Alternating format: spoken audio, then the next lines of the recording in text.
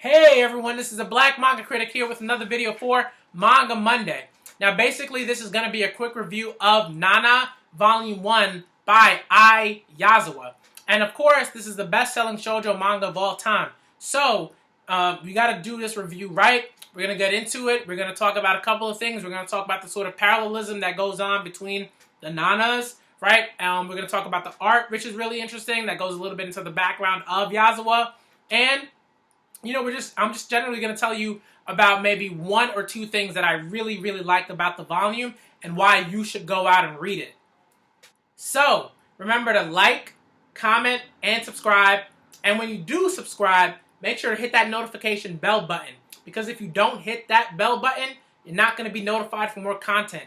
And if you're not notified for more content, you're not going to know that the videos are out. And then you probably won't want to watch the videos. So, hit that notification bell button when you do subscribe.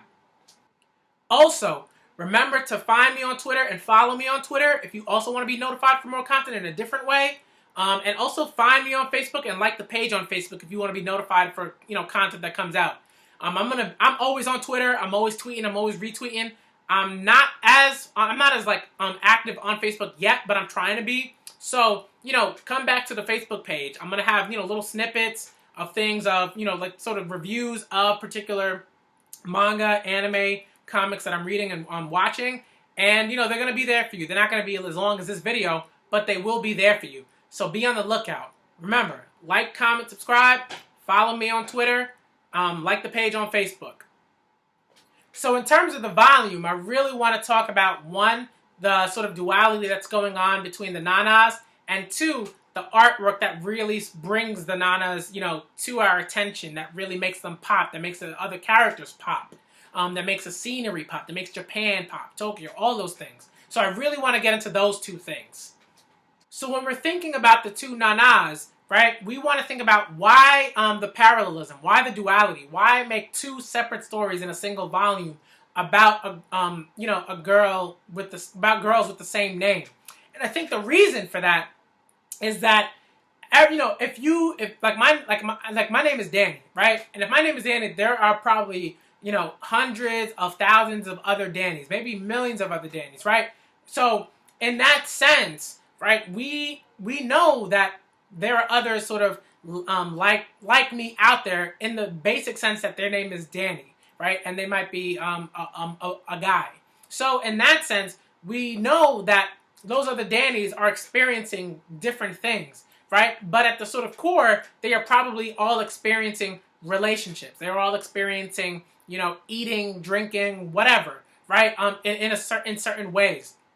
But with the Nanas, they sort of represent that sort of kaleidoscope that is humanity, right? That is, sharing particular core things, but also being distinctly different, right? And I think that's sort of what Nana tries to do. It sort of tries to say that, hey, relationships happen. They happen a lot around the world, but every relationship is very much so different in certain ways. But at the core, every sort of relationship has a basic sort of foundation, right? And in terms of romantic relationships, that basic foundation, in order for the relationship to survive, is love. And that's a thing, right? Yazawa sort of says that even though you can have that basic foundation of love, it's not really enough, right? In some ways, right? Maybe my love, as the Danny that's sitting in this room right now, right, is enough for my relationship with my fiance to last, right? But maybe there's another Danny out there who is in love with someone else, but that love won't sustain whatever relationship they're in for various reasons. And so that's why the duality works, because it sort of says that, hey, like, even though you two of you have the same names, it doesn't necessarily mean that your relationship is, one, going to go the same way, and that, two, the love that you have is going to sort of look the same, right? So when we see Nana Komatsu in a relationship with a married man, that's distinctly different from Nana Osaki, who's in a relationship with a guy that really seems perfect for her, right? Like, it's very distinct. And I think a lot of times Yazawa is very much so playing with the fact that, like, generally people look at someone immediately and make judgment calls. And some people might make the judgment call that Nana Osaki, for whatever reason, should be in a tumultuous relationship with a married guy or whatever, just because she has black lipstick, and has a very much so punk rock aesthetic, right? And then Nana Osaki, not Nana Osaki, Nana Komatsu, who looks very much so sort of like a cookie cutter sort of woman, shouldn't be in any of that. But Yazawa does that because she's very much just trying to sort of shake you out of those assumptions. And that's why Nana works so well in that sort of duality. Because the duality not only sort of says that, hey, relationships have certain core similarities and also sort of core differences, right? Like, you sort of have to be able to take your assumptions and put them to the side to be able to see that that happens on a daily basis all the time, and it doesn't matter who you are, right? So I think that's why this volume is so great and why it works so well. And that sort of leads me to my next point in terms of the art. The art is fantastic. I think out of all sort of like the volumes that I've read, in terms of like shonen, seinen, not necessarily shoujo and josei, because I haven't read too many, but I've read somewhat, right?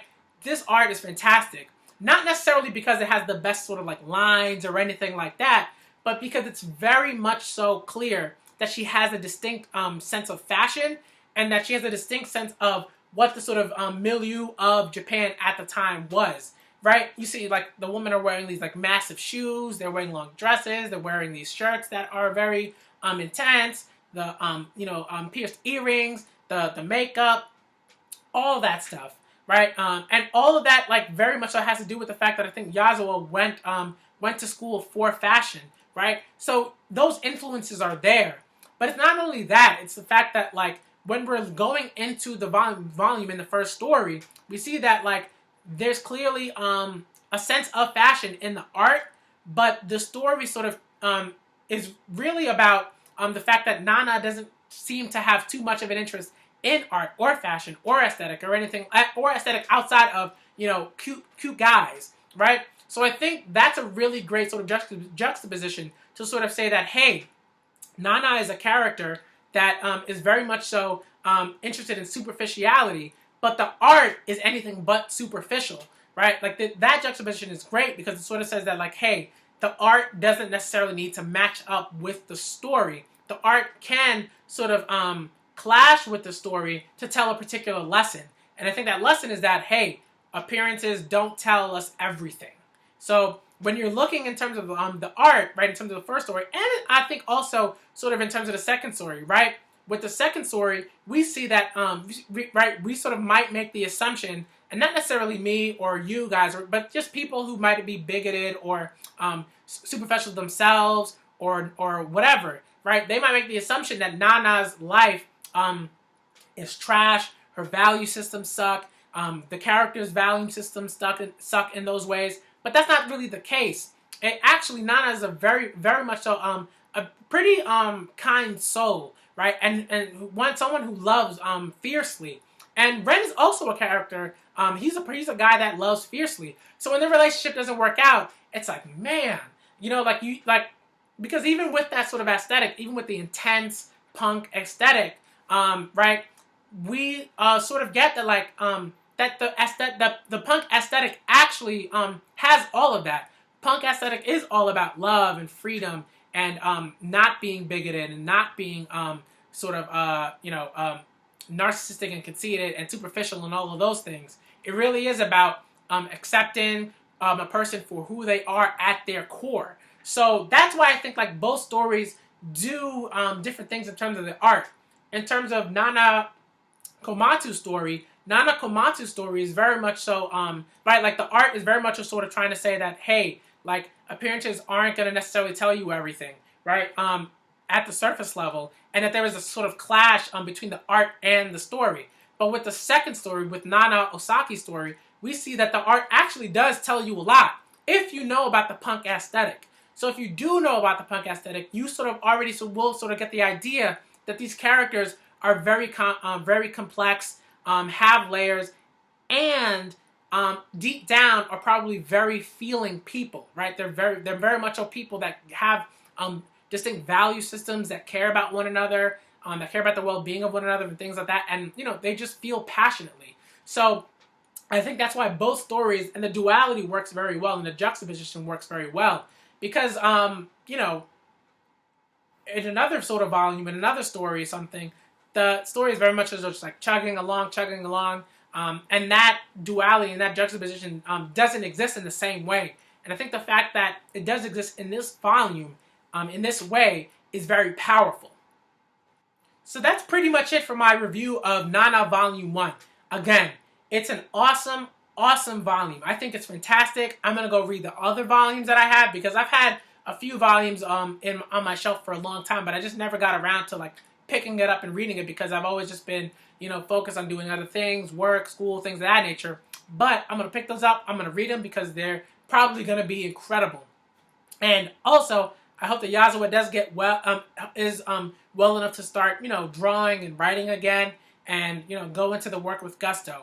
So, that's all I'm going to say. I'm the Black Manga Critic, and I'm out.